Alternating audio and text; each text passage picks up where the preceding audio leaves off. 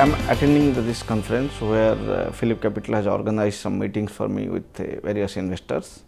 So look forward to meeting the investors and brief them what we do and how we are moving.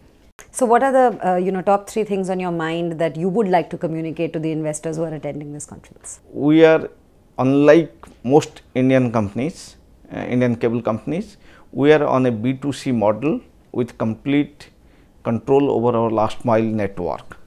And there are only very few of them in India who do this, but this is more in sync with the international model, and we believe on this model for a couple of reasons. One of the reasons is that we capture the entire revenue stream, so there is no LCO in between.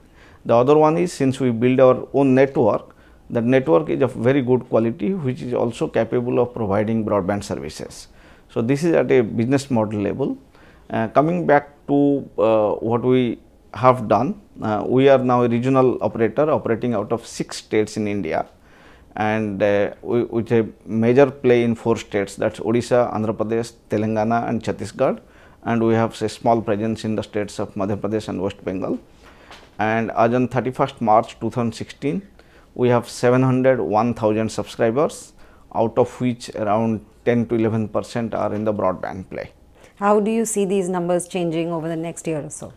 Well, when we went public around a year ago, we had around 500,000 customers, and in these 2 years, that is FY16 and FY17, we are actually doubling the subscriber base, and I am looking at getting to a 1 million mark by 17 March. So, if you were to list down the top 3 areas or segments of opportunities for your company. Well, opportunity in India in the cable sector is huge actually, and it's a modular project. So depending on capital raise, we will move forward.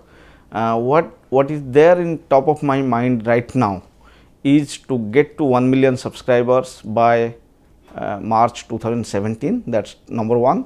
The number 2 is it should be close to 100% digitized by end of this year. Currently, I have 40% digital and 60% analog.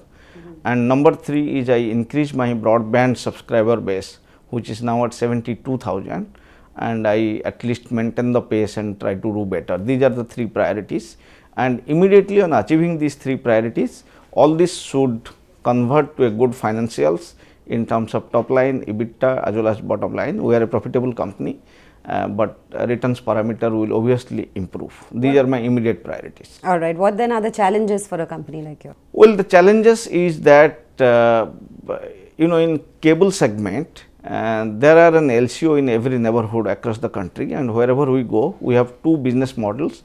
Either we compete with the LCOs and build our own organic customer base, or we buy out the LCOs. And currently, a larger part of the growth is actually coming from buyout of the LCOs, where we are providing exit to the LCOs, acquiring those networks, replacing it and converting to our own last mile. And coming to broadband, the broadband is at a little bit early stage in the market, and our priority is to wireline broadband is liked by the consumers primarily because of speed as compared to the mobile. So we have to keep pace with the consumers' expectation of speed. We have now launched schemes up to 100 Mbps speed. It starts with 512 kbps, goes up to 100 Mbps depending on what the consumers want, and we will keep pace with the consumers' expectation when it comes to speed. 3 reasons why investors should engage with your company.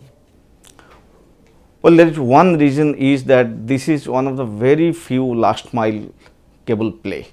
Most others are on B2B, but we are one of the very few companies which is in the last mile play, and that is more in sync with the international model that captures the revenue stream, that's capable of broadband, which is a huge growth potential for future, and the markets we operate is also growing at a faster rate. It's not very highly saturated markets. These are the few points why I would like investors to look at this company.